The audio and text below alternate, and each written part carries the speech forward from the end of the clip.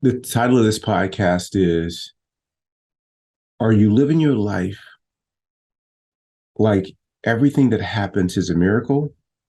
Or are you living your life as if nothing is a miracle? And this was inspired by an Albert Einstein quote that my friend Tiffany Cooper sent me after one of our biweekly well-being meetings. And the quote is, there are only two ways to live your life. One is as though nothing is a miracle, and the other is as though everything is a miracle. And Keith 1.0 lived his life as the former, that rarely did miracles occur because I put these expectations on how people, life situations needed to be for me to feel a certain way inside. I didn't have the language for that, but that's what it's reflecting back. That's what I was doing. And then I started doing this well-being practice and being committed to it because I didn't want to live my life complaining about everything all the time, judging situations, resisting change, hating change, finding fault in people. I no longer saw people. What I saw was my narrative about them, my judgments about them, especially if they did something wrong. And I don't care who you are with the path that I was on, pretty soon you would do something wrong according to my definition.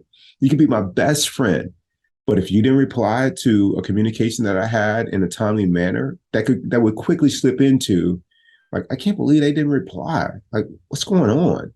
Something like that. And then we're at the beginning of you becoming an enemy, of you no longer being someone who I look at with an open heart. Now, I'm not going to say that we become like full-fledged enemies, but I start to find fault and things that you didn't do or live up to my expectations, which were oftentimes not even communicated. Because I had not only was living my life like I had to be perfect, I was putting this perfectionism on other people and life situations that they had to be a certain way for me to be okay inside. And in that case, life was, since life is rarely like that, I rarely saw any miracles. And then I worked on myself. And I worked on myself in such a way that I didn't need life or people to be a certain way for me to be okay inside. And when I started doing that, I started seeing all the miracles that were in plain sight, like every single day. I'm so like expressive with my gratitude for people and the ways that they bless my life that for some people it could be off-putting. And it certainly would have been for me as Keith 1.0. But now I'm like, why isn't everybody doing that? Like, why aren't you walking around like thanking people every single day for the smallest things they do? Because it's a miracle. They didn't have to do it. The number of people that have blessed my life in ToBeRe, unbelievable.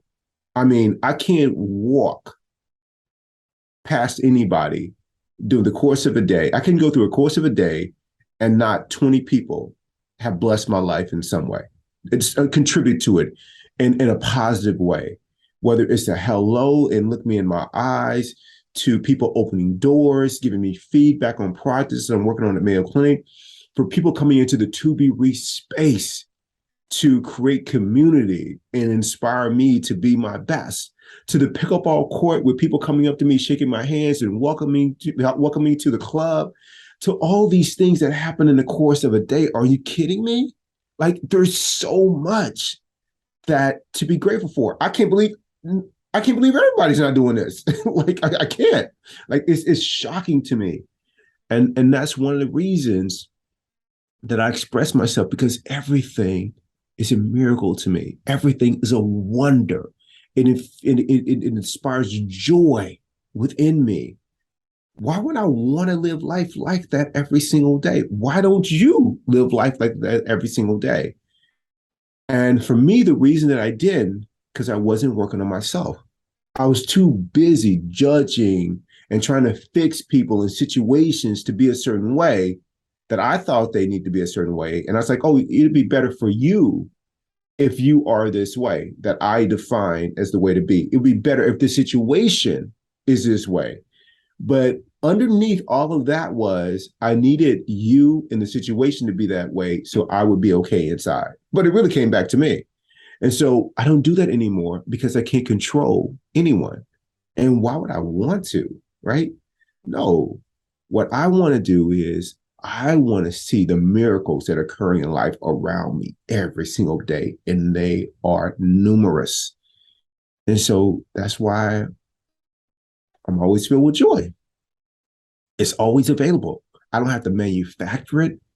I don't have to, you know, conjure something up. All I have to do is quiet my mind, and then it appears before me in plain sight. And it's always been that way. In my childhood, it was there. Even in the instances or the breaks from my stepfather showing up the way he did.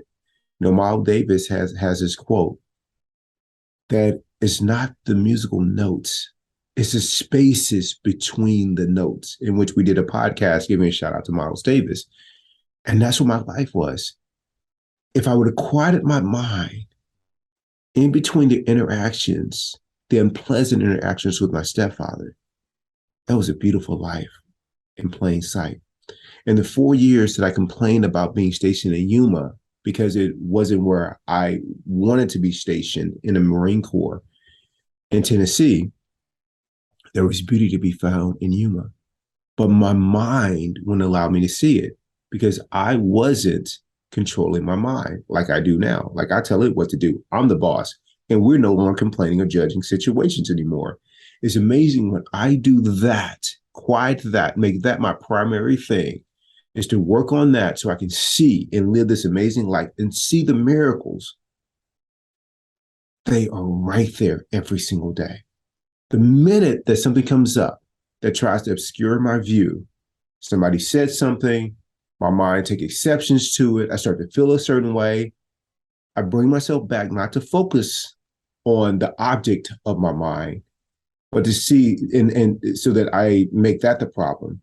But I identify what the problem is. The problem isn't the situation, the problem isn't the other person. The problem is what my mind has to say about it.